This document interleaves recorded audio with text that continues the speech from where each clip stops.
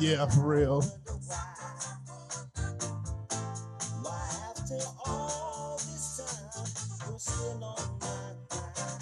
Literally. On today's like, now we got and that's it. Right.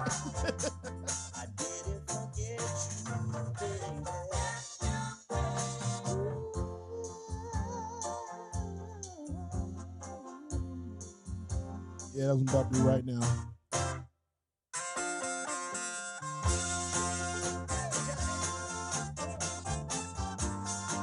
Oh, mics are hot though.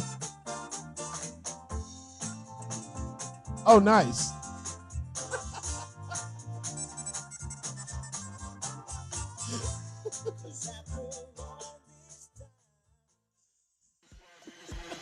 Like It or Not with Benjamin Dixon starts now.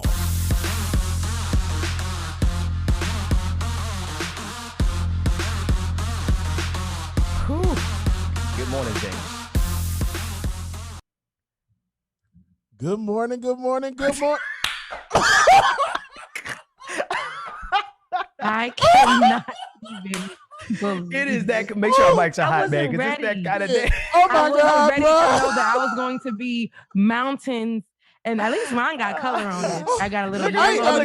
look at me over there, looking like the Caucasus Mountains over there. They ain't even got Bubba a picture. But listen, if I were to be somewhere, I would love to be where. Oh, there we go. I was just now. Well, who I Oh was. my God. Wait, we got three of us. We've got three of us. We got two of us. James still looking like a digital background server. All right, James. I'm in the Matrix today. Ooh. There we go. It is one of those mornings. It was a struggle this morning. This morning was a straight out struggle. Matter of fact, I don't even care. Go ahead and bring up Georgia Fort. She's been waiting. She's been in here as long as I've been in here this morning. Georgia Fort is coming to us live from Minneapolis, Minnesota, where she has been covering. She has been covering, rather. She's been covering the Chauvin Trial. And she's been out in the streets just covering everything that's happening in Brooklyn Center. And Georgia, thank you for joining us. How are you this morning? Thank you for your patience as well. Yes. Yeah, no, absolutely. Thank you. Man, it's a little different this morning because our city is now like an official war zone, it feels like. 79 people were arrested Tuesday night. I think 24 were arrested yesterday. We've been tear gassed, maced, hit with rubber bullets. I was hit with a rubber bullet yesterday. So, man, I'm thankful that I'm How still are here, you? that I'm living.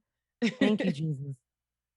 Yeah. How are you physically and emotionally? Because I know you said you got gassed. I mean, we've seen the footage, but you're on the ground. Tell us more about like how you're doing. Yeah, no, I mean, I'm okay. I'm thankful. You know, I always try to stay centered in my faith. And a wise woman once told me, stay at the thank you. And so, you know, to be able to walk away from that situation, knowing some people, there's a young man I know, he got hit by a rubber bullet in the side of his face and he now has fractures. And he's a young man, like 18, 19 years old. Some people, you know, hit harder with the tear gas. Luckily, yesterday I had a gas mask. And so when I got maced, it didn't really affect me at all. And then I got hit in my ankle. And because of the kind of shoes I had on, I think it absorbed a lot of, you know, just the momentum from the bullet or whatever. So I'm okay. But I'm concerned about not only my community, but when you think about the fact that these protesters are out here because another unarmed Black man was killed by the police, and the police's response is to be militarized. And so it's so it feels very hypocritical, you know, that they're using this type of force when they wouldn't have to if they would just stop using force, fatal force. Right. Right. No, and then when we compared it, we talked about this yesterday. We've been comparing it to the lack of force, the absolute absence of force in Washington, D.C. on January 6th, where the terrorists stormed into the Capitol and the police and the National Guard, the Capitol Police and National Guard basically stood down and were given instructions to stand down. And yet here we have unarmed protesters protesting on behalf of Black lives, getting the full force of the National Guard and the city police and some state police, I imagine, are there. We've been covering it. Tell us a little bit more about what people are saying on the ground and the intensity of it, because as we saw last summer, the more the police tried to, or no, not tried, the more police assaulted protesters, it seemed like the more protesters came out. Is that the sentiment there? Are people like still motivated to continue the fight that they're fighting for? Absolutely. Especially here in Minnesota, where, the center of the protesters, the center of the people who are organizing this have been on the ground even before George Floyd. You got to think there was Jamar Clark, Philando Castile. We've had so many high profile cases. And then there's a lot of cases that nobody knows about. Cordell Handy Jones, Marcus Golden, Jafford Smith, Brian Quinones, the list goes on and on. And so here, people are tired, but relentless and willing to do whatever it takes to continue pressing forward for change. And so you can shoot us, you can gas us, you can lock us up, but you are not going to make us stop fighting for just basic human rights. I mean, why is it okay for a 20-year-old unarmed Black man to get killed and quote unquote accidentally, as they're trying to say? Why is that okay? And so I think that as we do move forward and we continue pressing for change, we just have to be mindful of our own tenacity in this fight, because it's exhausting. It seems like, go ahead. No, I was just gonna, Rebecca, you got it. But I just completely there's so many shootings that we have had to cover over the years. I completely forgot about Jamar Clark back in 2015. I mean, and I forgot that was in Minneapolis. Yeah. And Minneapolis and Philando Cast. Wow. I know. Yeah, I definitely understand. Go ahead, Rebecca. I'm sorry. That's you have the same group of protesters who sat in the middle of winter for 18 days for Jamar Clark, right? Yeah. Didn't really get any justice. Those same group of protesters then showed up after Philando Castile, but multiplied. Then those same group of protesters showed up for George Floyd, multiplied. And so you can't keep doing this. And I think that's the context that has been missing from mainstream media, is that a lot of times when mainstream media is covering the latest officer involved killing, they're not providing that context for how we got here. This is not new for Minnesota. They've been killing us down like dogs, and people here are tired of it. And that's why you continuously see an elevated response and the preparation, because this is not the first time that we've been through this. And so there are certain things, tactics, like gas masks. Do you know how many people out there had a gas mask yesterday? Like, oh, you gonna gas us? Cool. We'll just go get our gas mask. That's it. Like that should not be a regular household item. It just shouldn't.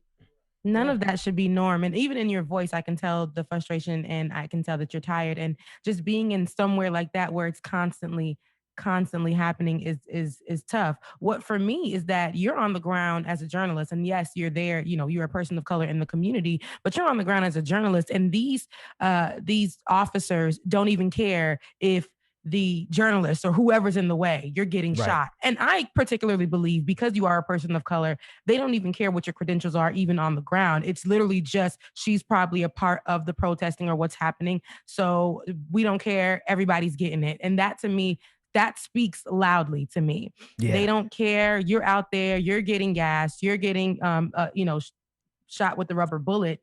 And, it's just, you're putting your life in danger, and you're there to cover the story. But, and of course you are feeling it as a person of color, sitting there knowing that this is happening time and time again. The connection is too close to each person that they take from us. So I definitely hear the pain in your voice. But I also, in that same breath, I'm very grateful that you are out there doing this, and that you're able to get it to us. And people don't understand, I don't think people understand how tough that is to be out there on the ground. I mean, you were just there, you were saying this happened to you yesterday. And are you planning to be out there as well today? Well, we'll see if people are out there today. I think once you start looking at more than 100 arrests for Yeah. of the protesters, several people have sustained injuries. Mm-hmm. A lot of the credible leaders now are stepping back, and people have been out there for 4 days straight. So we'll see. We'll play it by ear. I'm keeping my eyes on it. If people are out there, I definitely will be out there, Rebecca. And I do want to say that you're absolutely right. As a journalist of color, I do feel targeted, and I think rightfully so. Do you guys remember the CNN reporter Yeah. last year who was reporting on George Floyd that was Yes. arrested live on Yep. television, Yes. Yeah. while Yeah. his white counterparts were allowed to sit there and continue reporting? And so they Yep. absolutely do have a target on our backs. And I am curious to know, where are the media organizations that step up for like the legal protections for journalists? Because these guys were telling us not last night, but the night before, they were giving media dispersal orders. That That's is a it. I remember that. violation Yeah. of our First Amendment Mhm. constitutional right to free Right. press. How can you order the media to disperse? And I mean, obviously, arresting Omar live on television last year was embarrassing for them. But then, like, you're basically doing the same thing because you don't want people to see that you're shooting people down. You don't want people to see that, peaceful protesters are being gassed out, that residents, children who live in these apartment buildings right across the street Right. from the Brooklyn Center Police Department are being impacted by this as well. And so they want the cameras gone so that they can just do whatever they want to do.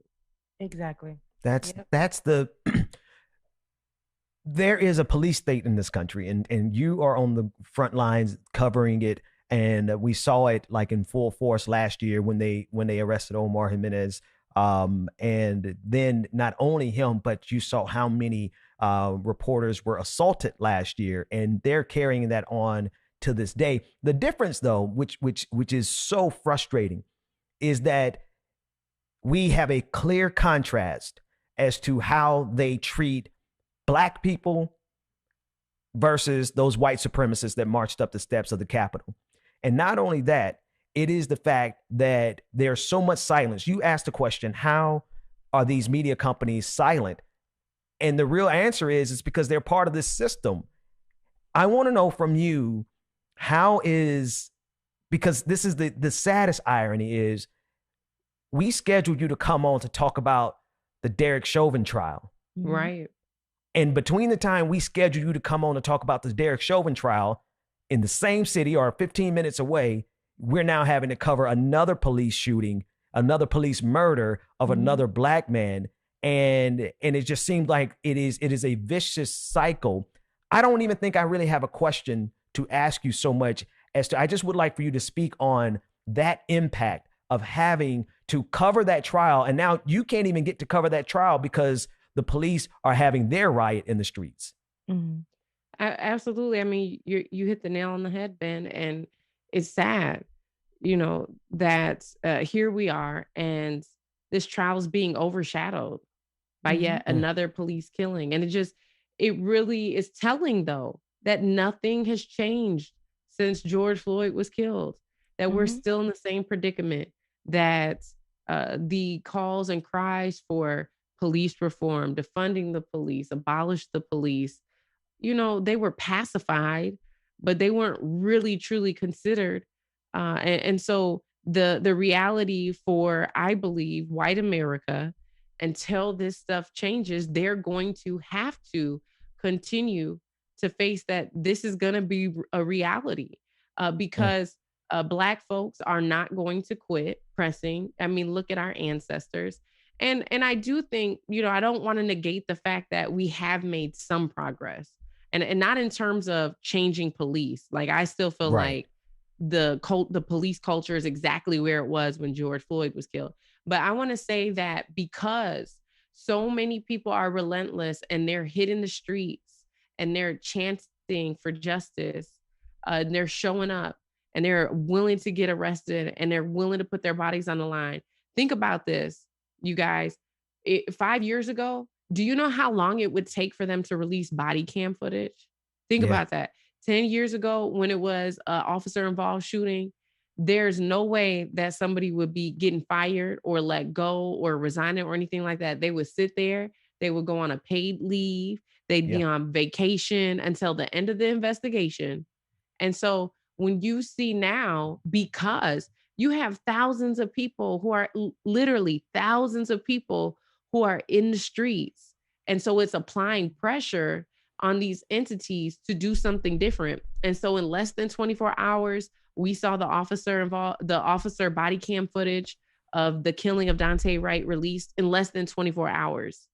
Unfortunately, they let her resign before terminating her. Exactly. But then she was charged.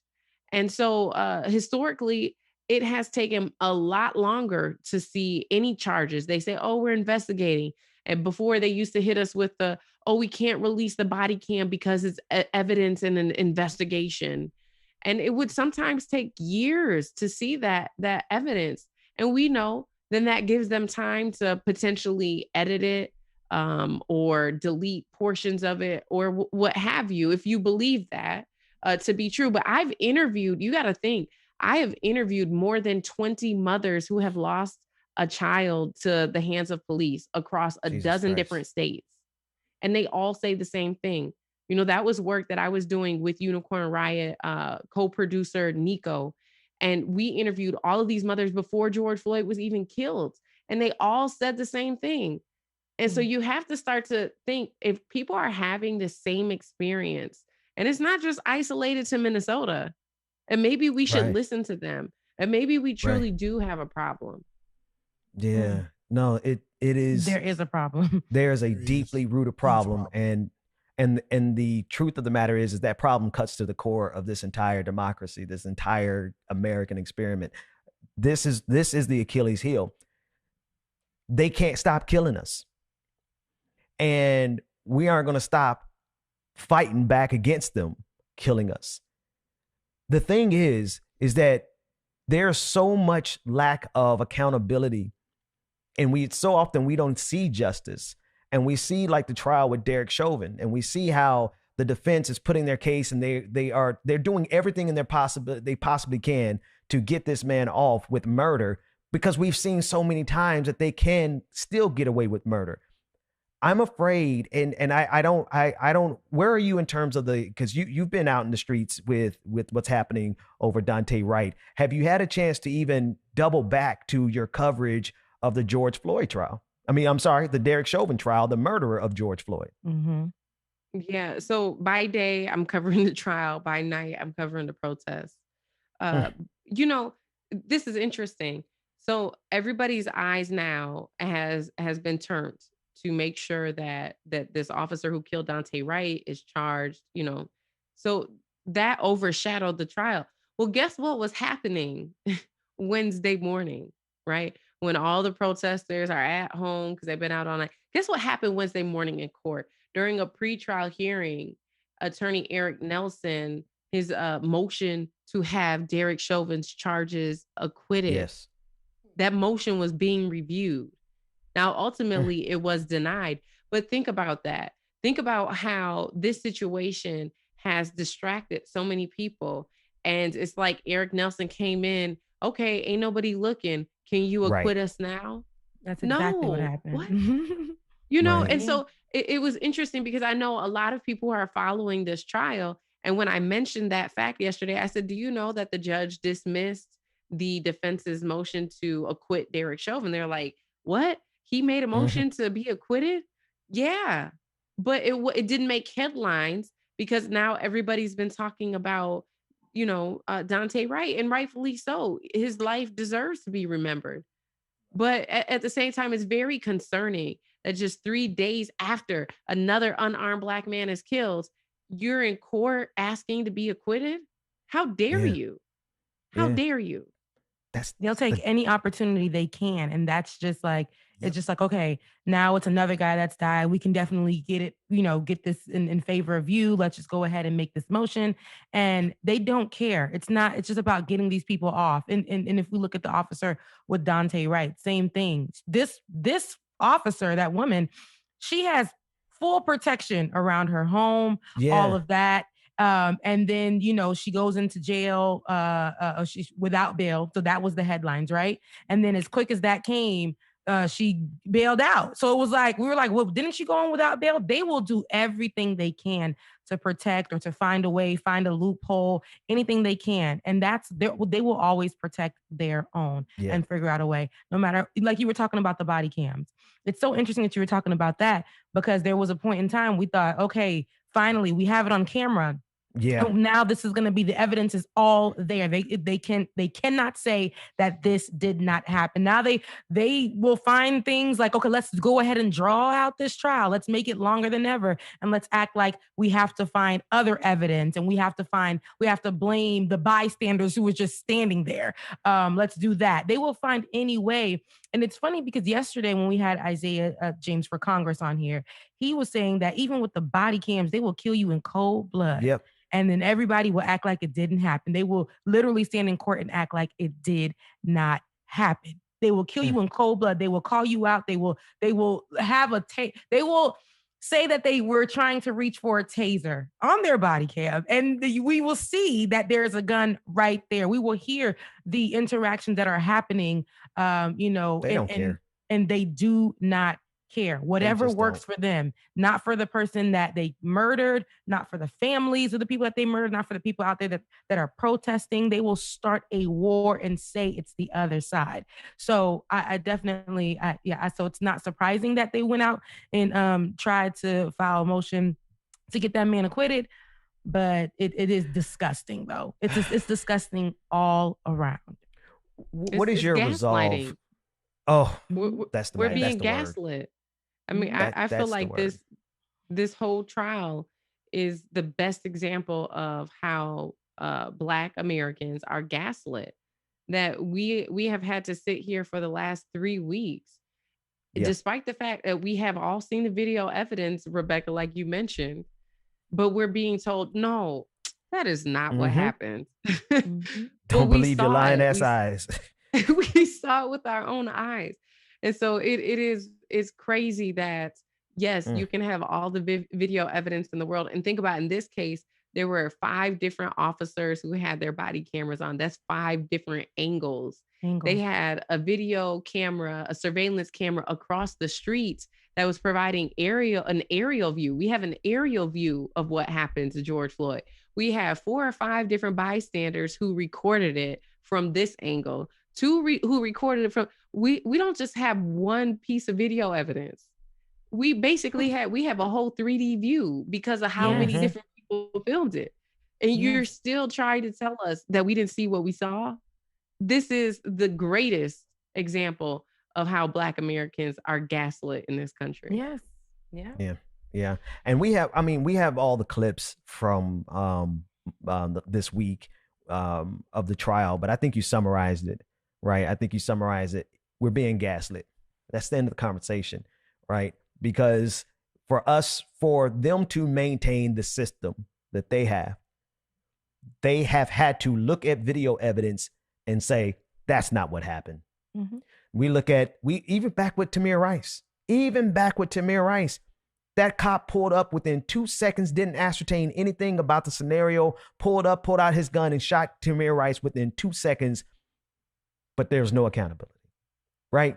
We look at it.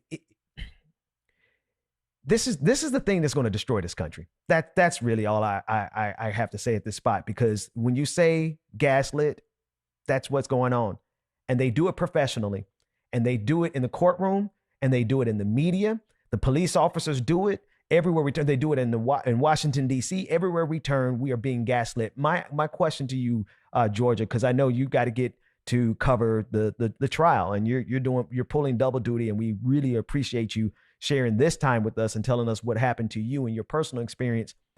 But you personally, as a journalist, where do you have you had a chance to even think about where you go from here with this type of coverage? Because one of the reasons I had to take a step back is because seeing this, it does something to you.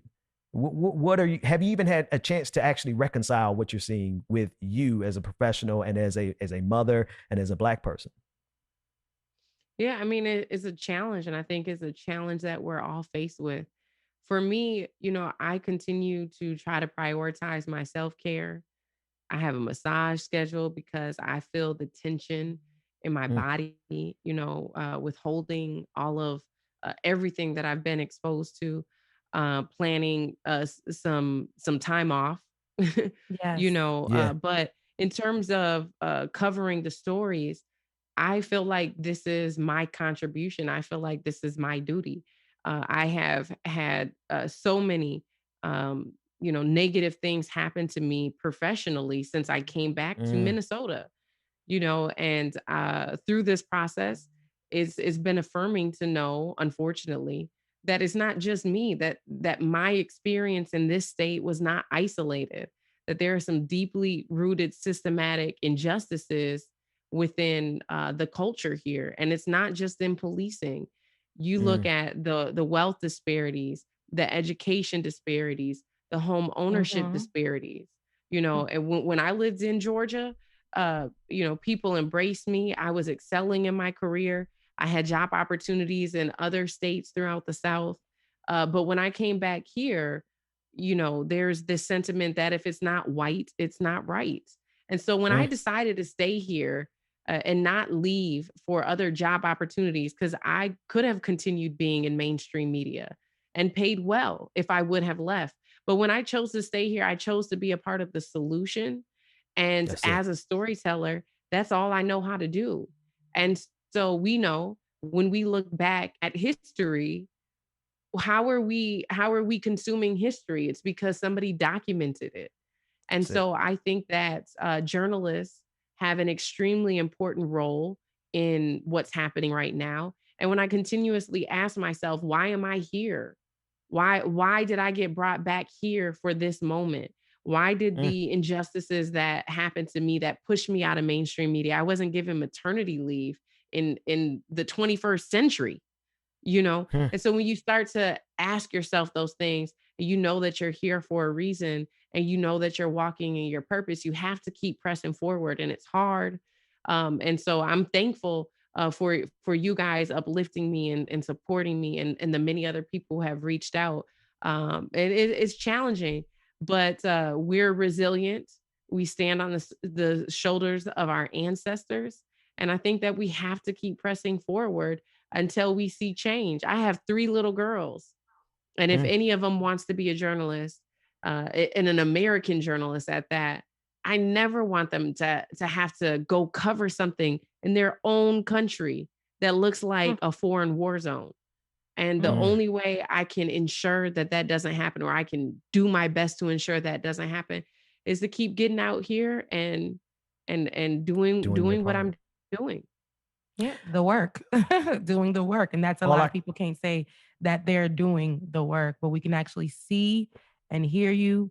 And I mean, we too appreciate having you on, being our eyes on the ground, because the difference between the mainstream and what we're doing here is that, we can actually give the true narrative about mm, what's going on. And even your account of what's happening, your experience, you being a professional on the ground, somebody who's covering the story rather than what we see, what's being shown on mainstream media. It's two different things. And, like Ben said earlier, uh, they're actually a part of trying to create that narrative, for whoever it works for. And that may be for the police officers or making it fluff or whatever. We are here to give the true experience, the true story, because if we don't do it, who else will? mm. Georgia, as you were talking, all I could think of, you kept saying, you didn't know why, but the reason why is because, for such a time as this, Yeah. this was, we needed you. Everybody needs you on the ground doing what you're doing. You just make sure that you are extra safe out there, because there are eyes on you as well. You're getting your coverage of the George Floyd, of the Derek Chauvin trial. I always correct myself. The Derek Chauvin trial. You've been getting a lot of exposure, a lot of numbers that are eyes that are on your work. So just be mindful that as you do the work, you're elevating and more people are watching you. So just make sure that you're looking out for you as you do the work for the people. So thank you so much for Absolutely. coming on. Go get to that massage and get some self-care today. And anything that we can do, absolutely. Actually, everybody in the chat, I need everybody in the chat. If you're not already following her work, go to Facebook and follow her. Give them all the places where they should go to follow you and support your work. The easiest ways to head over to my website, georgiafort.com. And then at the bottom, you can find all of the social links there. And Ben, thank you. I appreciate that. Rebecca, you all are amazing. It's always a pleasure to be on with you guys. All right, Pleasure girl. is ours. Go take care of yourself. Yes. Yes. James, take us to a break, man. And when we come back, a lot more Like It or Not after this.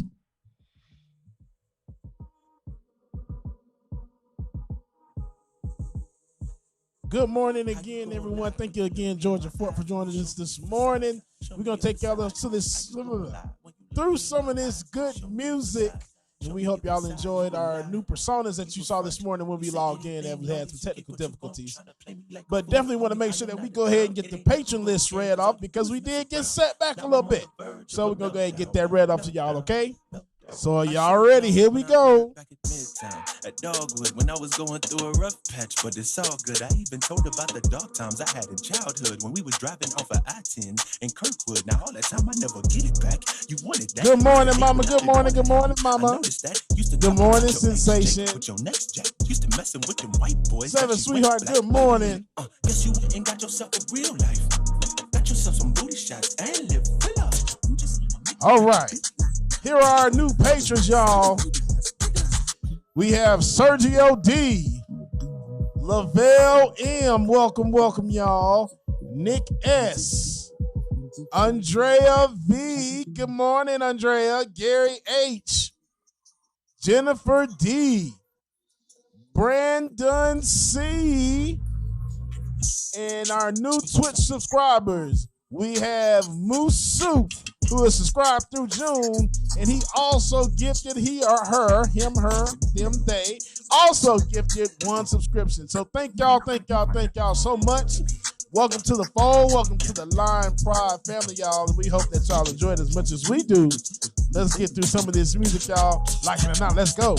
Ghost, baby, ghost. You a demon, and you should float. Get out the way and just go. And just go. Alicia Aurora, good morning. Float like a balloon, apple, empty bottle. Lena L, love you too. Thank you for your super chat, Lena. You killing me, homicide. Look at your lying eyes. I should have been better laced because I failed too many times. If money the root of evil and you call yourself a dime, you gotta be penny wise. You gotta be penny wise. You gotta be penny wise. Seven, sweetheart, that's what's up. Glad to hear that. Y'all make sure that y'all drink plenty of water, okay?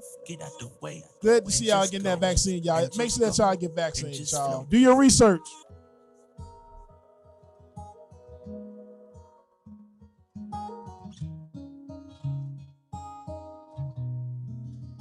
Dr. S, yes. Tell him I need my money right now. Hey. My money right now. Speaking of money. Ben. Don't say nothing, Ben. Don't say nothing on there. Don't say Oh, nothing. All right, I keep it myself. We be telling these people too much about Ben then. Look, y'all, And the feds be watching. Jamming, and I didn't even know that y'all was back on the screen. I'm sorry. Hey, welcome back to Like It or Not. I'm sorry, y'all. Well, we're Hey, free yeah. to tell the truth. And not care who doesn't like it. Hey, put up those lions in the chat for Georgia Fort and for everybody who is out there protesting. Everybody, they're journalists, and then there are those of us who do media. I do media because I swear to God, every protest I've ever been at, calling myself covering it, I put my camera down and it does something to me, and I can't, like, they're professionals. Georgia's a professional, and she's covering it, and she's putting herself on the line, and I'm amazed. I'm amazed at people who are able to do that, and how she said catalog and journal this for the history of what's happening right now, right? I can't do it. I just can't. So y'all put up those lions in the chat. And y'all make sure you go to georgiafort.com, follow her, support her. And any way that you can support her, make sure you support her, because she's out there on the ground. And there's very few of us who are physically able to get there, first of all. And what's crazy, she's in the epicenter, Minnesota, Minneapolis. That's the damn epicenter of crazy stuff that's happening right now. Yeah. And it's interesting, but I look at it more like this. I'm like, she's there and she's making it happen as a professional, as a journalist, but it's a difference between those who are, and whether they can get there, because you got some that can't be on the ground. But what the difference for me is your intentions. And, you know, you can be a professional all day and your intentions can still be just to, and you know that, okay, I'm not doing this story right. And I'm doing this story, you know, unbiasedly, yet I'm doing it, you know, in favor of a certain, you know, media company or person or whatever.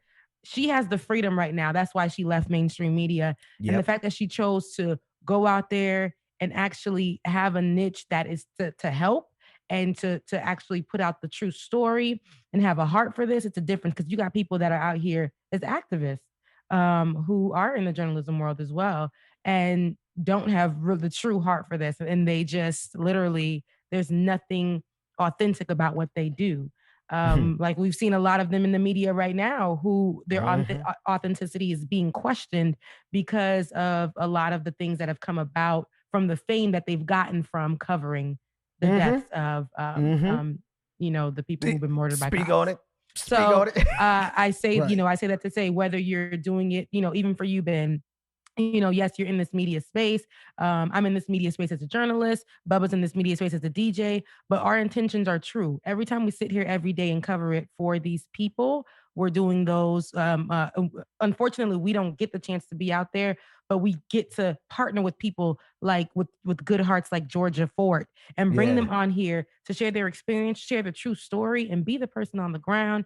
And then, you know what I mean? So it's like we're in assembly line. You know what I mean? And we're getting this thing going. And even for our look, you know how Black folks say everything little, our little videos on the internet, those will be forever and documented. And, you know, and it's going to be a part of history as well. So we all have a hand, a foot, an arm, an eye, a shoulder in this situation. And I don't think it works if we don't work together the way we do. But absolutely. You got to be true and intentional about the work. Well, so here's a quick thing, though. And I mean, it's not the inflection in my voice said it was in opposition to what you're saying. It's not. I'm just continuing what you're saying. Yeah. When you analyze the situation, the bottom line is we need a revolution in this country. That's the conclusion.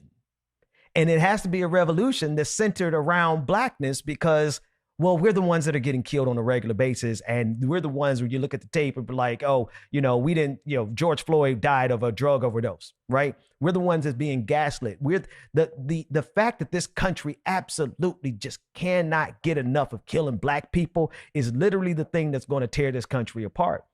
And so as I was listening to Georgia, I'm listening to a person who's kind of coming to that conclusion in her mind, right? Like, because there's anybody who's been out there, anybody who's covered this, every one of us, we sit back and we're like, this is not going to change unless we change it. And that's the conversation the next conversation is like, well, who we got to tear down? What systems do we got to tear down?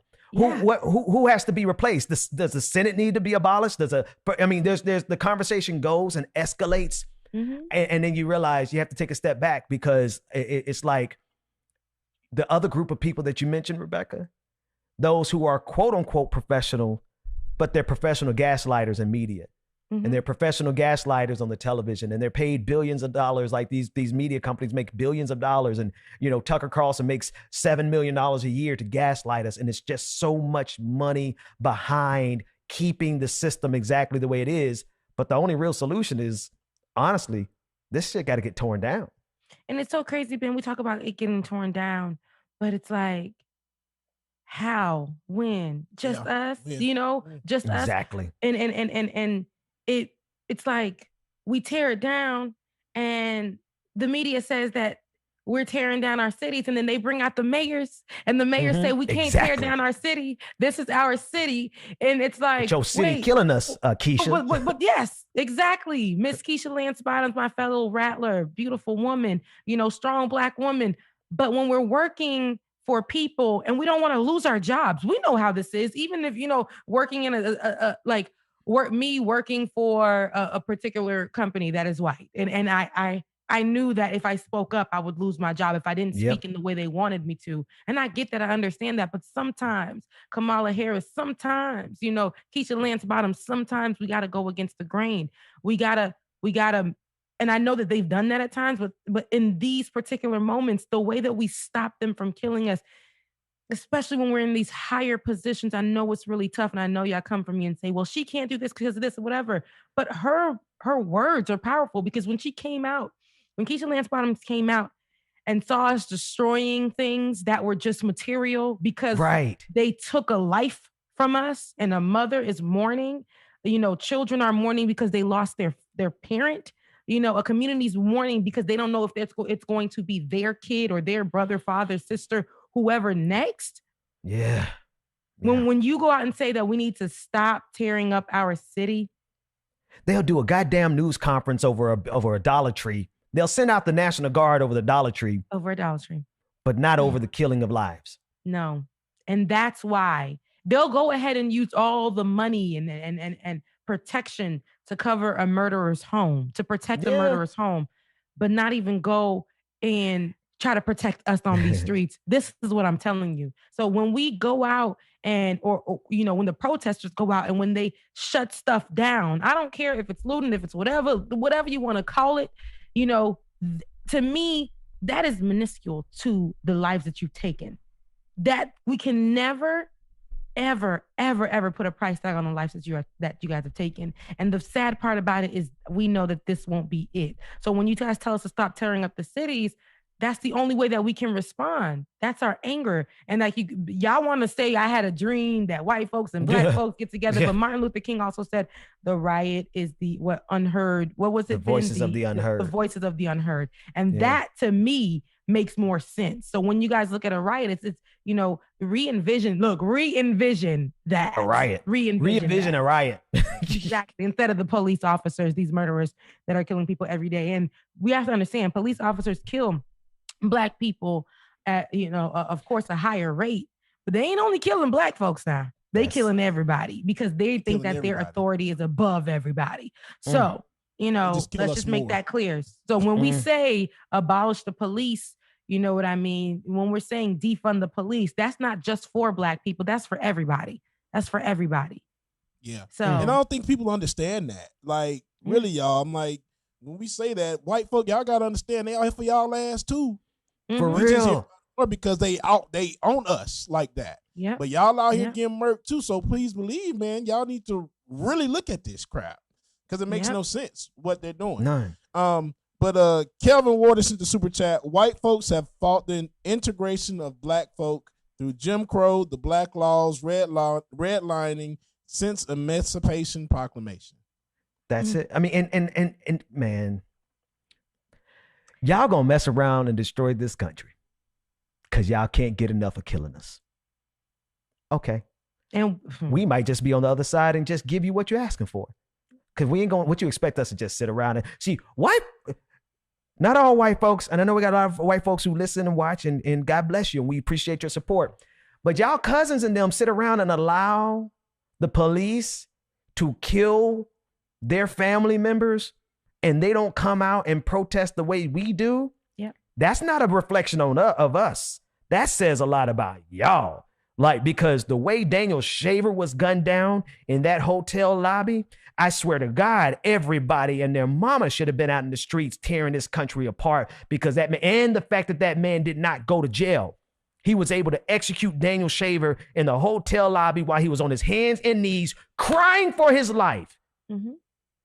And white folks want to say, oh, well, you don't see us. Yeah, that speaks more about how you don't care about human life. Mm-hmm. So don't look at us when we protest. Look at y'all and ask yourself. And here's the answer. The reason why they won't protest is because they know ultimately this system serves them. because we saw it serve them on January 6th. If they have to sacrifice, if they have to sacrifice, let's say 1,000 white people a year in order to have a system that will allow them to march up the steps of the Capitol with impunity and just destroy the Capitol, then they think that they're winning. So it's an exchange. It is. They are willing to pay the price of, let's say 1,500 white people get killed by the police in 2021. They don't care because they got to go to the Capitol and ransack the Capitol, and nobody's doing anything about it with the exception of a few people getting arrested by the FBI. So in their mind, they're winning. Yep. And I mean, and speaking of people not doing anything about stuff, because this seems, because, as you and Georgia Fort were speaking and saying, these things are getting overshadowed. You have the Daunte Wright case overshadowing the Derek Chauvin trial, or the Daunte Wright murder. And there are other murders that happened literally days apart from the Daunte Wright murder. One here in Georgia, Matthew Zadok Williams, age 35. He was killed inside his home in DeKalb County, Georgia, in the late afternoon on Wednesday by two police officers who claimed that he lunged at them with a knife twice. Williams' mother and sisters, however, said that Matthew was the kind of person who had never been in a fist fight and wouldn't even kill insects or bugs that he found in the house. They are urging the police to release body cam footage of the incident. The department did not make the video available Wednesday when asked by the Atlanta Journal-Constitution. Police refused, citing an ongoing investigation. Attorney Mawuli Davis, who was representing Williams' family, said, quote, based on what we're hearing, whatever happened is very, very different from what police are reporting. We are in a time in our history as a country and a state where we can no longer hide behind open investigations. If there is a body camera footage, it has to be released immediately so that this family can see, so that the world can know what the truth is. Excuse me. According to his sister, Mr. Williams, his only run-ins with the police were for traffic violations. Let's take a look at Mr. Williams's mother describing the incident. Son was murdered last night by the DeKalb County Police. My son was murdered in his own home. He was running from the police while they were shooting at him. He jumped through his window. I talked to plenty of people out there who witnessed what happened. It's a case of mistaken identity. There was a report called on two men that were out there. My son happened to turn the corner with a bucket in his hand, and the police started shooting at him. And he ran. He jumped on top of his storage room through his window in a home that he owns, he's paying taxes on. And when I look at the front door, I could see where he was shot through the door, and there's blood on the floor in the door in his own home where my son laid and died. So a GoFundMe has been set up for the family. And you know, this is the thing. And if we could have that GoFundMe link up, that'll be great for people to see it. Yeah. But fuck the police. Yes, that and that. Every and that, single one of them. And with this particular story though, Ben, when I searched for it, I couldn't find much on it, y'all. I haven't heard anything about this at all. Nothing. When you search for it, when you type, I literally looked for articles on this story, and you really have to put his whole name in because they're going with Zadok, because that's what they called him. And when you search up Matthew Zadok, a Bible verse may come up. Those kind of things will come up in the Twitter search. But you have to put his whole name in, and that's how you get more information. And I think that worked in the benefit of the police officers as they were trying to put out statements. And there was a statement that was put out by police officers that I did drop in the chat. But while I look for that, with that particular story, I tried to research and get more and more on it. I found that one of the people on Twitter, there'll be better investigators than the police department or the feds themselves.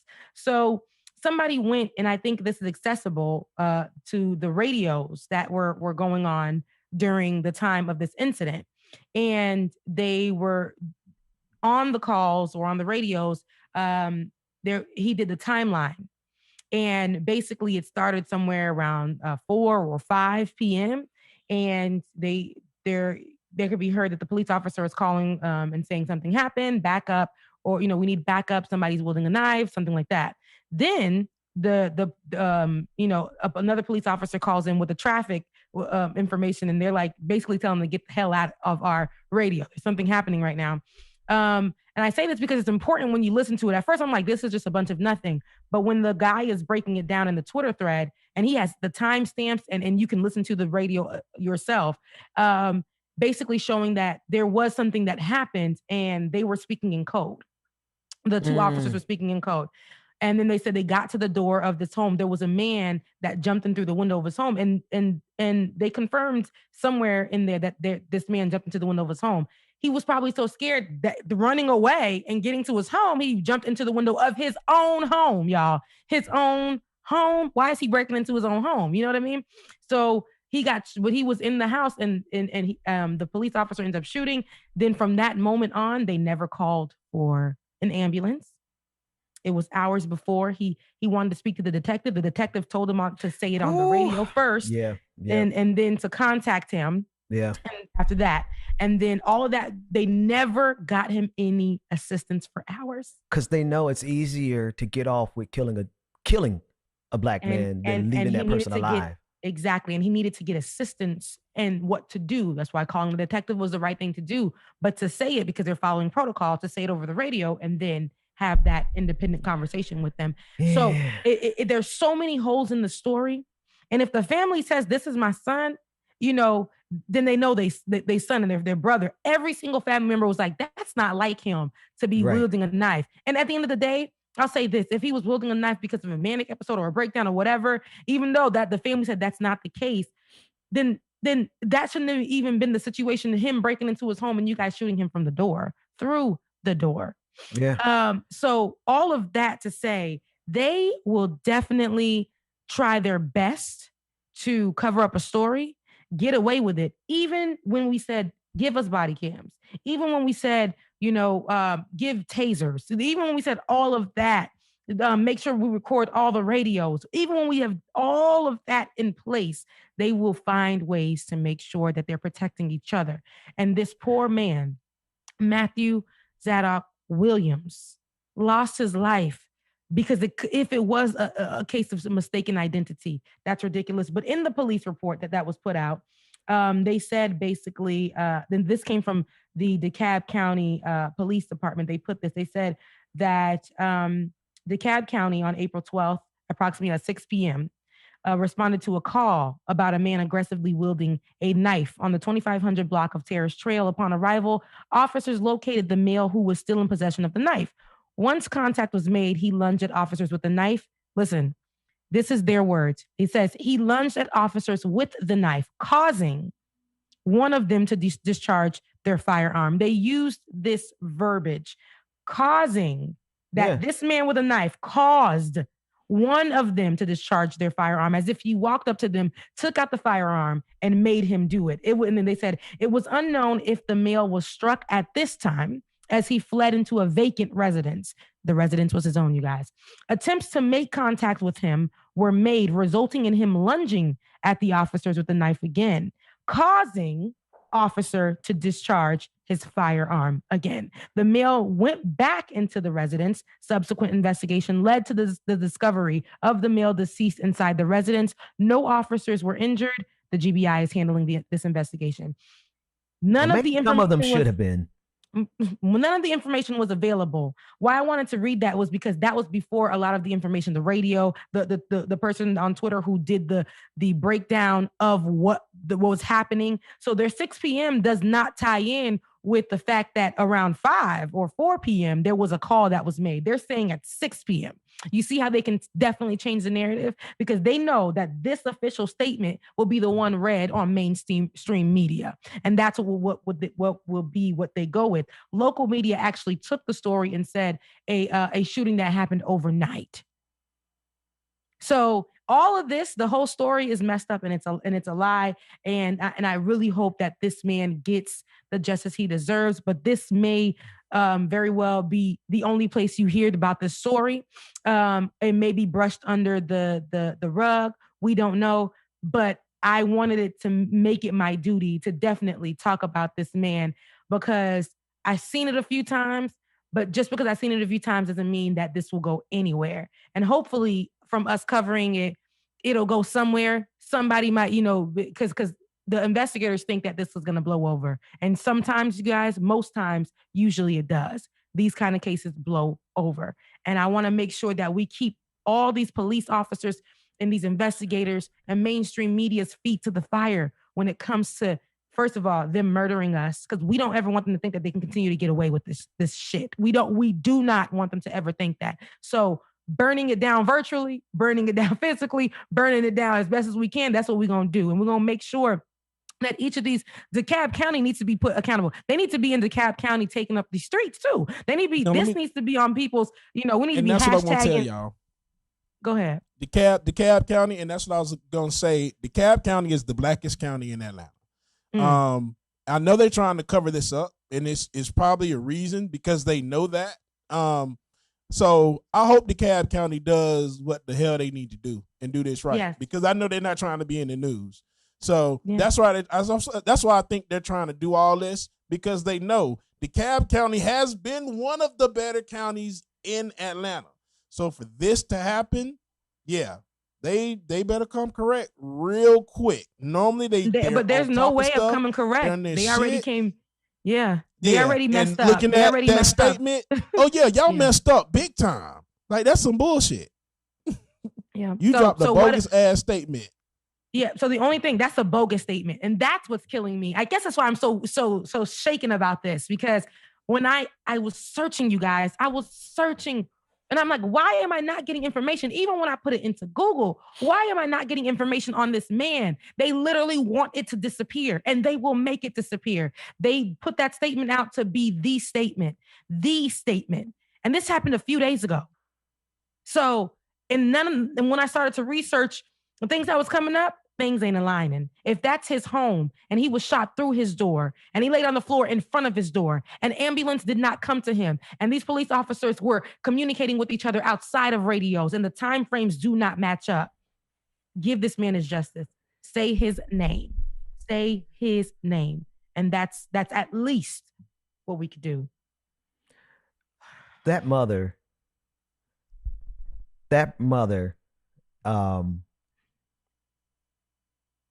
having to have the composure and the very next day come out and tell the story of her son being murdered. How many times have Black parents have had to have the strength to show up the next day and fight on behalf of their children who were killed by police? I'm just thinking about that clip because, and actually, I don't even, Tunde, could you cue up the clip again?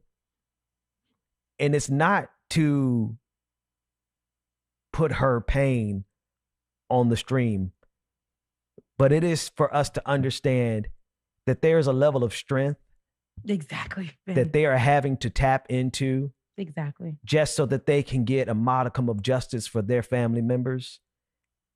And it's on repeat across this country. On repeat. Daunte Wright's mother, she had to do it Monday, Tuesday. It happened Sunday. So Monday morning she had to do it. The same exact afternoon. Yes. While her son's body was in the street, she had to have the strength to look at the police officers and say, could you get my son's body off the street? Because he's been in the street since 1:47 in the afternoon. Mm-hmm. Oh, that's just really play the clip again, because I just want y'all to see. I just want y'all to see it again. Look at the clip from this mother. My son was murdered last night by DeKalb County Police. My son was murdered in his own home. He was running from the police while they were shooting at him. He jumped through his window. I talked to plenty of people out there who witnessed what happened. it's a case of mistaken identity. There was a report called on 2 men that were out there. My son happened to turn the corner with a bucket in his hand, and the police started shooting at him. And he ran. He jumped on top of his storage room through his window in a home that he owns, he's paying taxes on. And when I looked at the front door, I could see where he was shot through the door, and there's blood on the floor in the door in his own home where my son laid and died. Son was murdered last night by the cab. His home, where he pays taxes. Yeah, and she had to go and look at the bullets that went through the door and her son's blood on the ground. Yep. And we got an entire media infrastructure, political infrastructure that is designed specifically to tell us, oh, he earned that. See, this is why I can't do this. This is why I can't play around with this system, because this system really deserves to not exist anymore. Right? A system that can brutalize its people like this and then gaslight us in our attempt to get justice, and then send out the troops out in Minneapolis and Brooklyn Center and fight us like they're at war with us. They are at war. They are at war with us. They are. And they have been since this country started. And the only appropriate response, quite honestly, is for us to go to war with them back, but they got more guns. Yep. And honestly, this system, like you said, was we always say it was created, and it works just the way it was created to work, and that's against us. And then when I say us, it's specifically Black people in America, and people of color in America. It was definitely built to make sure that we will always be targets when it comes to authority, especially police officers.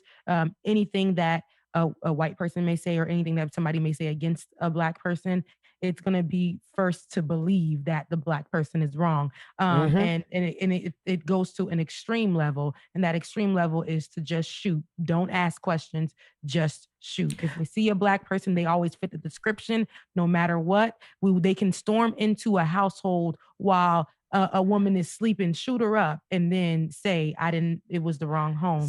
And sleep at night for days after, for weeks after. And they feel good about themselves. Like they know that these scumbags, I'm doing my best here. These pigs. Oh, there's always a word. I forgot about that. These pigs will kill us and go back home and think that they did a good job and wonder why we are upset. We're going to show y'all why we're upset. We're going to show y'all. Y'all going to fuck around and find out that there are not many Black people who got as much patience as I do. There's a lot more. And see, and actually, James and Rebecca, I actually want y'all to take on this, because I think one of the reasons a lot of people disconnect from politics is because they ain't got as much patience for the gaslighting bullshit that happens in the political world and in the police world. Like, I think a lot of us have to take a step back and say, you know what, I'm just going to go over here and get my bag, because if I actually pay attention, I'll wind up getting myself killed. That's what I'm thinking. Because I think a lot of people have to assuage their minds and pay attention to pop culture, because if they turn their attention to what's happening in America for real, man, they'll be in jail. They'll be dead. That's just my thought. That's actually facts, Ben, because the way I feel, I told y'all, I'm not heavy in the political game. I didn't start doing a lot of politics shit. I would follow along because my dad and my mom would, but I would follow along every other day to see what was going on.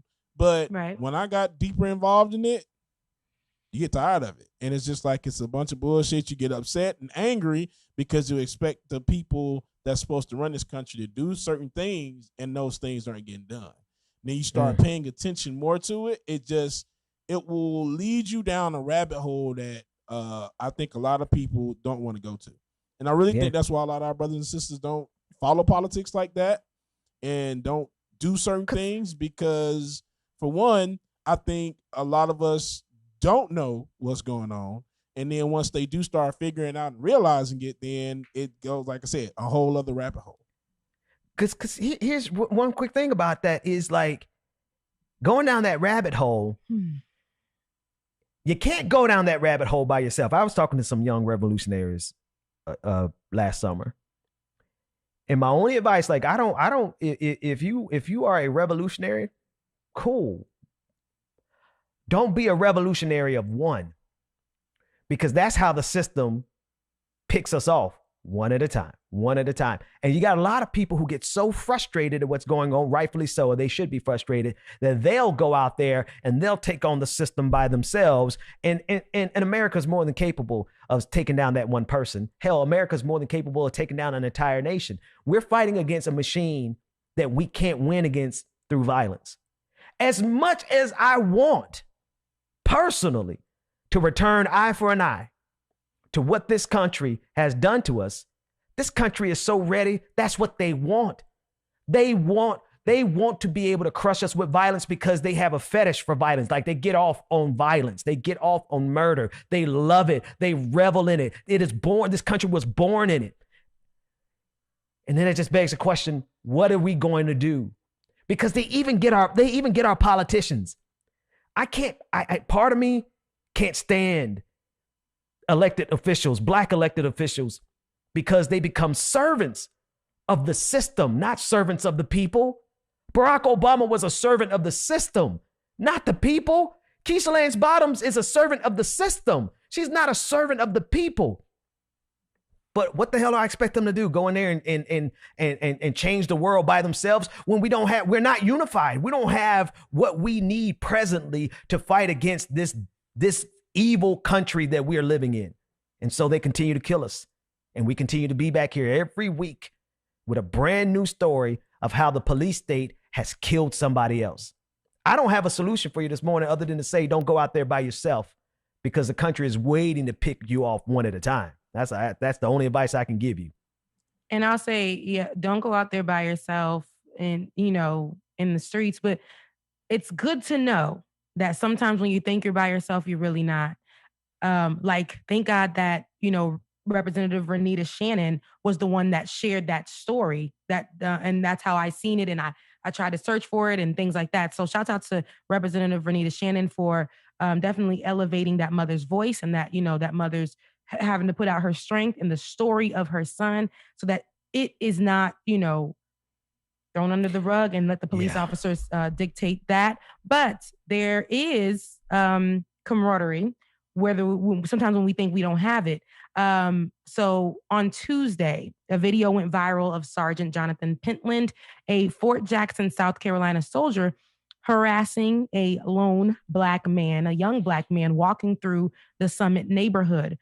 Now, this is a warning to viewers that the confrontation in this video may be triggering. Let's take a look.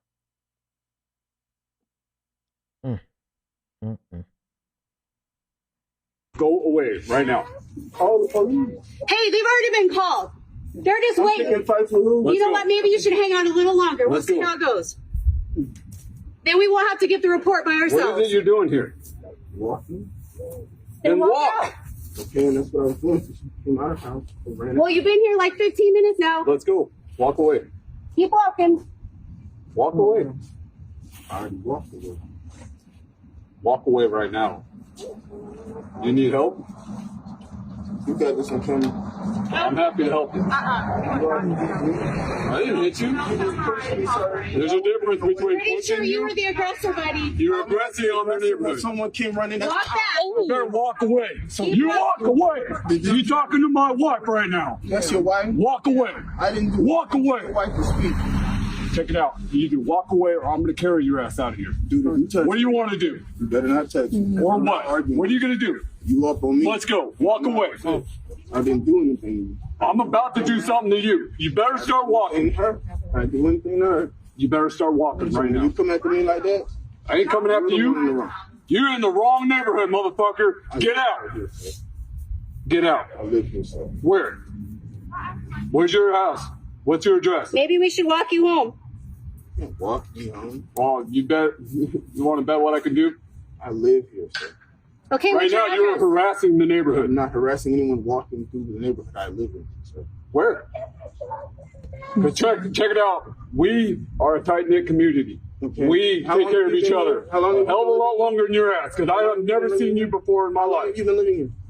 That's why does that even matter to you? How long have you been living here? Doesn't matter. You know what? Get the hell out of my face. Get out of my face. You walked up to me. Check it out, motherfucker. I ain't playing with you. You either get your ass moving or I'm going to move you. You smell drunk. You want to bet? You are drunk. I'm about to show you what I can do. I would suggest you better walk away. Walk away. Walk away. I'm walking. You keep following me, sir. There's only one way out of here. It's right over there. There's multiple ways out of here, sir. You want to bet? Walk away. This video was posted on Facebook originally by Cheryl Johnson. According to the original post, Sergeant Pentland smacked the man's hand and broke his phone after the video ended. Sergeant Pentland, the skinhead we see in that video, was later arrested and charged with third-degree assault, according to a press conference from Richland County Sheriff Leon Lott. Here's a little bit of that. So I appreciate y'all being patient. I want to initially announce that at 8:30 this morning, Jonathan Pentland was arrested for assault and battery third degree in reference to the video that we've all seen. It's a very disturbing video. It's one that we're not going to tolerate or condone in Richland County. And the message I want to give is that when something like that happens, the Sheriff's Department is going to act very swiftly, and we're going to hold those responsible for those accountable. We're not going to let people be bullies in our community. And if you are, then you're going to answer for it. And that's what we've done in this case. This case first came to our attention on Monday when our deputies responded and took initial reports. They did a good job at that point because they didn't rush to make judgments. They took the information that was passed to our investigators. Our investigators got it yesterday, but one of the most valuable pieces of evidence we had was the video. I want to thank whoever was responsible for that video. Thank you for doing that. That shows what our community can do when we work together. Taking videos, reporting stuff to us. Our initial call came from a citizen that lived in that community who saw the confrontation and called the Sheriff's Department and reported it to us. That's what we ask our citizens to do. When there's something going on in the community, call, let us respond so we can get involved and we can take care of it. I am not going to identify the young man that was the victim in this case. There's reasons for doing that just don't need to be talked about. He was a victim, and we're addressing him as a victim. Again, he was arrested at 8:30 this morning. He was booked into the Richland County Detention Center. I don't know if he's had a bond hearing or not, but he'll appear in front of a bond hearing at the normal time. No special considerations was given whatsoever. It was terrible. The first time I saw the video, it was terrible. It was unnecessary. It was a bad video. The young man was a victim. The individual that we was arrested was the aggressor, and he's been dealt with accordingly. So I'll say this. It's funny that he was saying that he was a victim and that, that's what community looks like. Actually, community looks like this. So before the charges were announced at the 5 p.m. news conference, the protesters gathered in the Summit neighborhood where the assault took place Monday. They remained there late into the evening, as seen in the pictures we'll show on the screen in a moment. Okay, so the man being accosted in the video lived close by in the Summit of Columbia, South Carolina, and he walked in that neighborhood before. So can we put those photos up if we don't have them already? Of the people who are protesting, the people who are there in the videos, like just to see this. This looks like the community. This is what's in front of that man's house, that sergeant's house. So when we hear the officer speaking, it's funny because it seems like they've never had to be put in that position where they had to speak against somebody because of a video and protect a Black person, saying, he was the victim. He was the victim. He was the victim. It was new for him to say that the young Black man or a Black person that was doing that thing, minding their business, was a victim because there was video.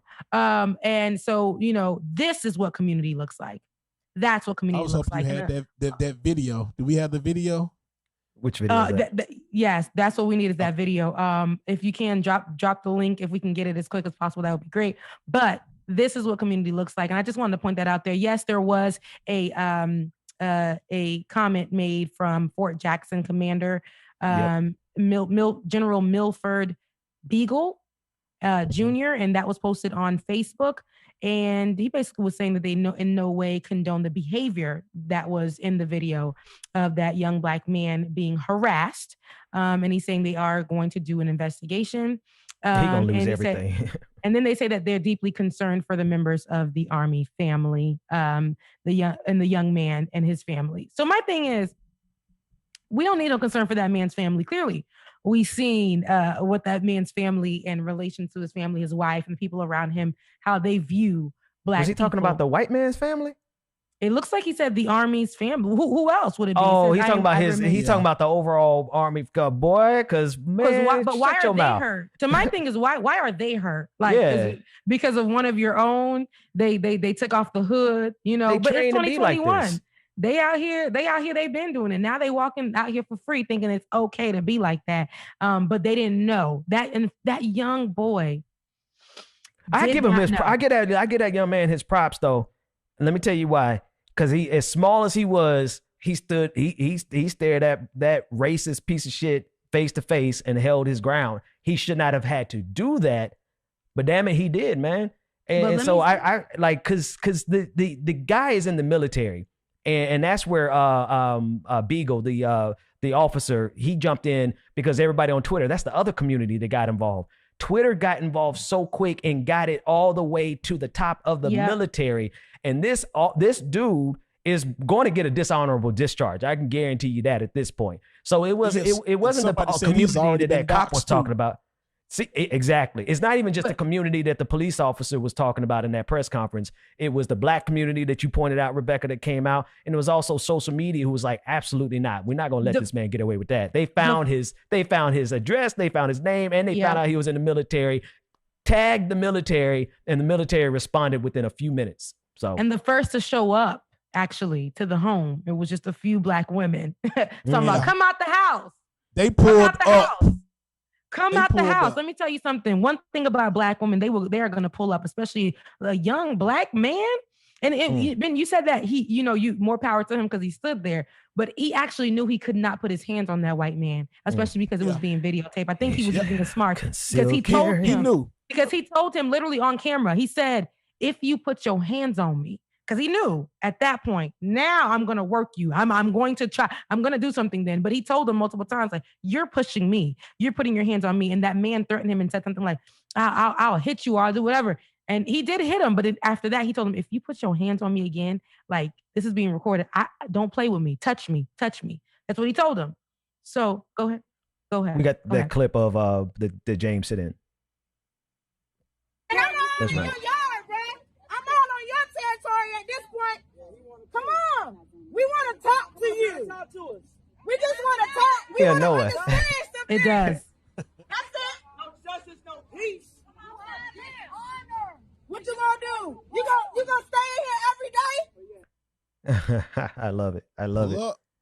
And he has since been arrested. I don't know if he's been let out, but the last there's a mugshot of him floating around. He was arrested because of the investigation. They brought him in for arrest, but he was home that day. They pulled up on him because that was like they were like, oh no, we're pulling up because that ain't right, and we're not gonna. That's why I say sometimes we think we're alone on this. That's why I don't want Zadok's family or Matthew Zadok Williams' mother or family to think that she's alone. We're in Georgia.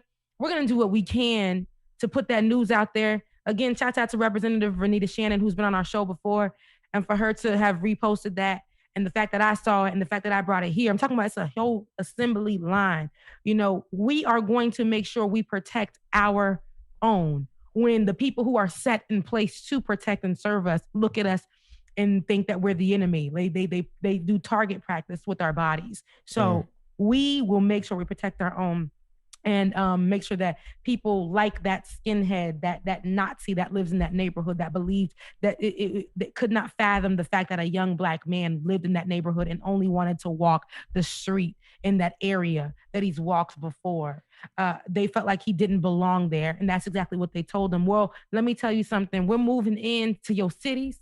We're moving into your neighborhoods every time you take one of ours. And we are going to infiltrate your shit. We're definitely going to do that. And we're going to make sure that any person that you harass, let that be our kid, not our kid, whoever, our sister, our brothers, we're going to make sure we put you on blast and that we are not to be played with. Okay. Some of us conceal and some of us conceal and carry. Some of us don't. Some of us will pull that up. Boy wasn't carrying. Some of us will pull up like mamas for their sons, and you know it ain't nothing like a mama for her son. Okay, so don't play.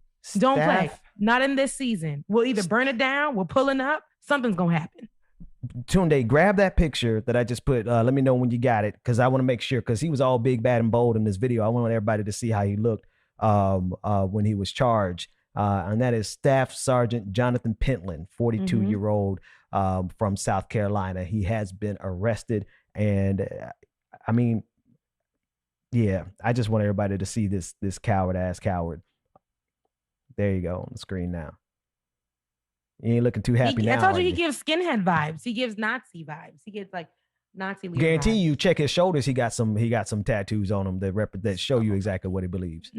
Yep. Either the American flag, because to me that's definitely Staff Sergeant Jonathan Pentland. And he's a staff sergeant, so that means he was a total dick in the military. But but are we shocked? Because these people are coming up in they're in leadership positions, you guys. They're in leadership positions, and in army forces and in a police department, and they're supposed to be, like I said, the ones that protect us. But they look at people of color, especially this guy. He looks at people of color and automatically thinks, he needs to act like he's overseas, how they treat, because you know how our army treats people overseas anyway. Then just come out here and definitely treat them like a target. You are in your neighborhood. You got on no shoes. You are and he's in his neighborhood taking a walk. And you acting like he's acting like George Zimmerman. And if that woman wasn't there, it would have possibly been another Trayvon Martin situation out there. Yeah. Please understand. These people come out here and think that they're the neighborhood watch person. They make themselves a neighborhood watch. He said that. He said as much. He was like, I don't recognize you. Who the fuck? Who cares what you recognize? This ain't you don't own the entire goddamn neighborhood. And even if you did, this ain't a sundown town where you, as a black person, you can't be out past the sun being down. But this is what he's trying to implement with it. So yeah, you know what? He just better, and I'm thinking like he better be glad this brother wasn't concealed carrying, right? But at the same time, that young black man, we could have had the entire ass video of him being assaulted by that white man. He could have pulled his gun and shot that man, rightfully so, to self-defense, and that young black man probably going to jail, because that's how our system works. That's how our system works. They would have found every issue and said that he pulled out his gun, no matter what, no matter how right he did it, nothing. He would have went to jail, and a mother would have been possibly mourning. His mom is probably mourning the situation, watching him. She could have possibly, thank God it didn't get down like that. She could have been mourning, the fact that he could have lost his life that day, or the fact that he went to jail for protecting himself. Either way, it's never going to be a win situation. But one thing about it, I'm so happy that we came out as a community. And when I say we, I'm talking about black folks. We came out as a community to protect that young man. And for these people to think that we have no place and we have no authority and we have no right is ridiculous. That man asked that young man, where do you live? What are you doing? Why are you here? And then when he questioned him, how long have you been living here? It's almost like, Ben, when white folks say, go back to your country, and you say, well, how long did your lineage last here, sir? Because I'm pretty sure I can circle mine back further than yours. You already know what I'm about to say, Ben, don't you? Read that, man. Yeah, read that. Oh, damn, where to go? Brand Barbs, not to mention records show he bought the house only 10 fucking months ago. So Staff Sergeant Pentland, question, don't know his neighbor. Because you new to the neighborhood. They have a very tight-knit community. You just moved the fuck in. You just moved in, yo dumbass. Yeah. Racist ass racist. Not racist ass racist. Racist ass racist. This is why we done covered four situations today. George Floyd, because the Chauvin trial, right? Then we had to go into Daunte Wright. Yep. Then we had to tackle because we couldn't let the day pass without tackling Matthew Zadok Williams, who was shot by police officers, wrongfully shot by police officers who are alleging that he was wielding a knife. And now we're here with the harassment situation. In South Carolina. Black folks can't get it right. And you know, my best friend just texted me that Black folks need a break this week, which is very true. I mean, and then on top of that, we had to talk to our sister, George Ford, who was just telling us how she, you know, was tear gassed and shot in the ankle and in the leg by a rubber bullet. And those rubber bullets are supposed to be, they're not lethal, but they out here fracturing folks, right? Like people have lost eyes. We're literally having to cover all of this on today. Because I think that, you know, I know that we tried to steer away from being fully on this, but no, it's very important that we cover it. And then yes, we do need a break, but look at this, you guys. This is our day-to-day. This is not just, we're not covering this because we're covering these few stories because we got to make sure that, okay, these get the light that they need. We can't let these things go under the radar. But I need you guys to understand this is daily, every single day. I can guarantee you every situation that we just covered right now is going to happen tomorrow, the day after, and the day after that, because this is constantly happening. This is constantly happening to us. And that's why it's important that we cover it, but also try to stay sane at the same time. And I don't know how possible that is. We had to watch a mother gather strength during her time of pain, the day after her son died, to talk about getting him justice. Do you guys think that's normal? Because this should not be normal. It's normal in this country. That's the part, Rebecca. That's the part that people don't realize. It's a powder keg. It's a powder keg. There's only so much that the collective body, Black folks can only take so much. And it's in our face every single day. And they think that, oh, well, you shouldn't just have all these videos or don't believe the videos. But no. We understand what we see. We literally understand what we see and we understand what's going on. And even to make the matters worse, I just gonna make everybody mad all over again. The fact that those racist, white supremacist pieces of shit, deplorables, marched up the steps of the Capitol and nobody did anything to them like they're doing to the people in Brooklyn Center right now. The fact that is happening in our faces real time is something that is literally going to break every single person who had patience with this country. We're going to let loose on this country.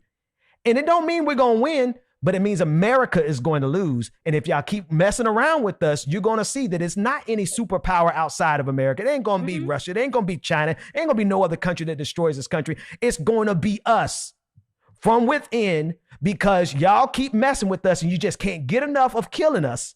And you're going to see real in short order exactly how this empire falls. And it's going to fall because y'all prioritize white supremacy. You protect white supremacy. You promote white supremacy. All right. Keep fucking around and finding out. Ben, yesterday you said something. You were like, white folks are like, why they gotta protest when we don't even protest when our own die? You know, why they protesting in the street? First of all, like we mentioned yesterday, and y'all could Google it, y'all could find it wherever. Black people definitely get murdered at a higher rate. Literally, we walk outside, we get shot down. I answer the door, I get shot down. I'm sleeping in bed, you get shot down. This is what's happening. You pull over into a parking lot and into a damn gas station, you may get shot down in front of people.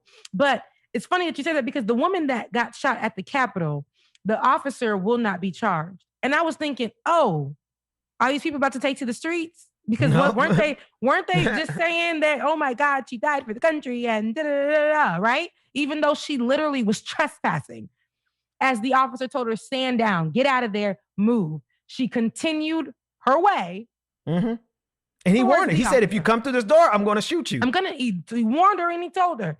Right? And I don't know what's going to happen with that. But let me tell you, for hours, we're going to fight for hours. Y'all could worry about that one white lady that was doing wrong. But the people that y'all keep killing and y'all murder, the people that are not out there looking for trouble, the people that are out there doing what they got to do sometimes to eat, to feed their family, the people who are out there just literally, we can't do anything without y'all murdering us. And God forbid, don't let us live like Jacob Clark, was it? Oh, Jacob Blake. Jacob Blake, excuse me. Like him, who was shot in the back and lived. And while he was paralyzed, being asked questions while he's in the hospital, bullets ain't even out his back. They got him literally chained to the bed. Yep. In cuffs. In cuffs. A man who was shot in front of his children. God forbid you live, you're still going to be treated like trash. And you know why like you said Clark? Matter. You know why you said Clark? Because we had to cover the Stephon Clark. Yeah. Mm-hmm. And speak to his brother, Stephen Clark, who definitely had, who had a lot of pain from that situation, mentally, physically, just a lot. So yeah, we've been covering this stuff for a while, and I don't think y'all understand when we say we need to take breaks from this. It's because our mental literally has to. Just in today's show alone, what is today? Thursday?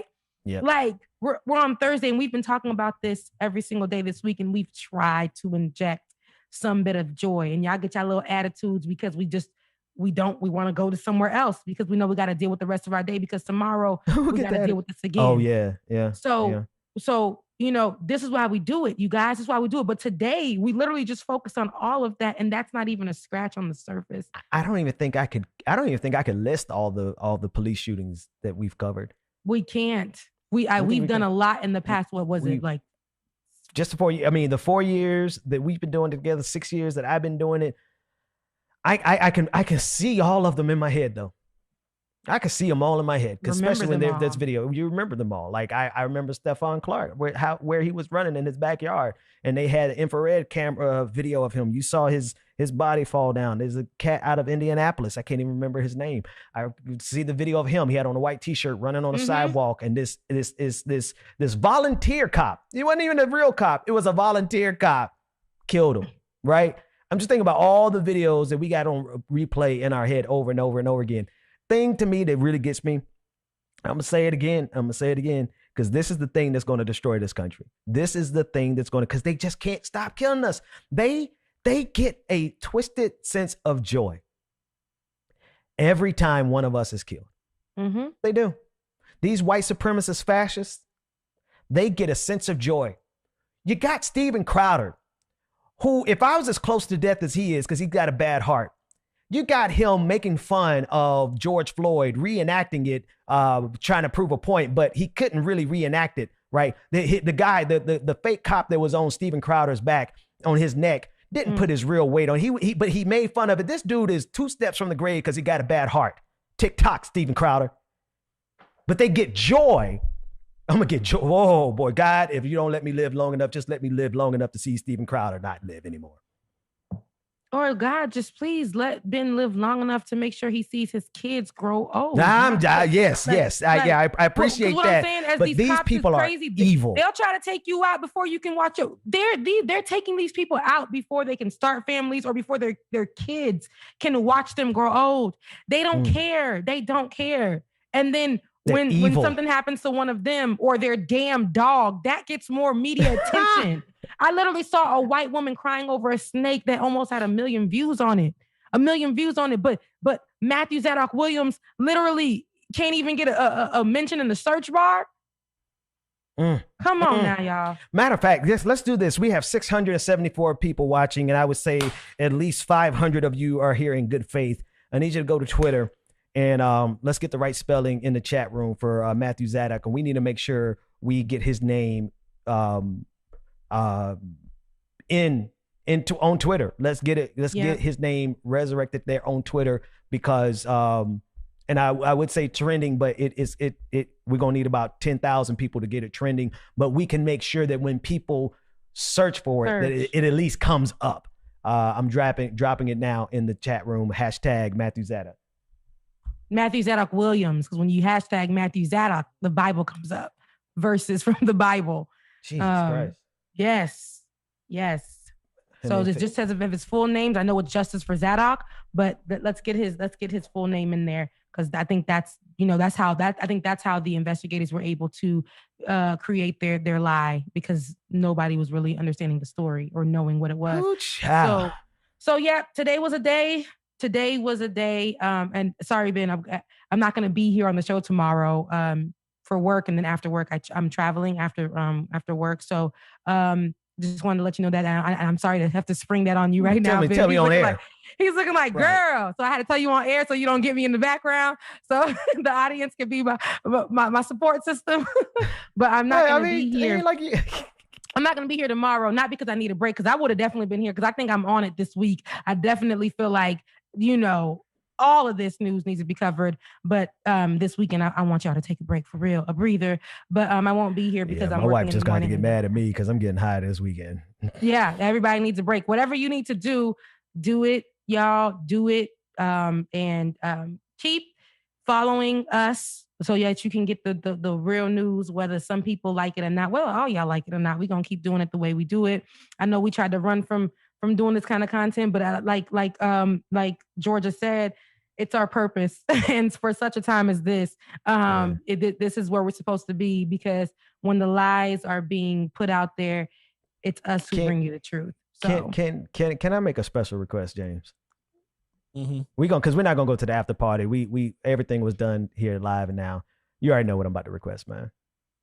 His song. Dude, I'm not even feeling it, but for you, brother, I got you. Well, wait. You got something better? Let's know. Because you the DJ. No. You got something in your wisdom. You probably got a good. I wouldn't feel the music at all, but I got you, brother. Okay. I feel it. When you're not feeling music at all, it's a broken space. When you can't even listen to music at all. Yeah. But I got man. We can close this show out with that. Yeah. Close it right here. All right, y'all. Hey, everybody take care. Thank y'all so much. James, you got it. And we'll see everybody tomorrow. I love you guys. Mean it. Everybody smoking all the greenery. Close the matches, they were handed down to me. But I'm still fly. I know. I'm still fly. Let's go. It could all be worse. I could be a hater like you. It could all be worse. Pills to make the man, but that poison's gonna chew you from the inside out. So right now, say it with your chest now. I'm free. Can't nobody take me here and now. It's my time to run it out. It's my time to ride it. I'm young, I'm free. Can't nobody take me here and now. It's my time to run it out.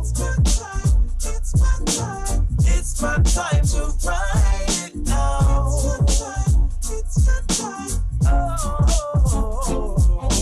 Cheers to all the haters, cause you proved to me that rising to the top was my destiny. And you can see whatever from behind me, but I'm still fly, I know. I'm still fly, let's go. It could all be worse, I could be a hater like you. It could all be worse. Supposed to make the man, but that poison's gonna chew you from the inside out. It's time to say it with your chest now. I'm free. Can't nobody take me here and now. It's my time to run it out. It's my time to ride it. I'm young, I'm free. Can't nobody take me here and now. It's my time to run it out. It's my time to ride it. Teaser, thank you so much for your super chat. I'm still here, and it popped up right before I was about to fade out. Thank you so much for that. If you're on a train, say yeah. If you gotta walk, say yeah. Everybody's going somewhere. Young or old, I really don't care. Make sure I read this. Y'all are the best. I love your message and strength to do it without mainstream media censorship. Appreciate that, Tasia. Can't nobody take me here and now. It's my time to run it out. It's my time to ride it. I'm young, I'm free. Can't nobody take me here and now. It's my time to run it out. It's my time. time to write it out. It's your time.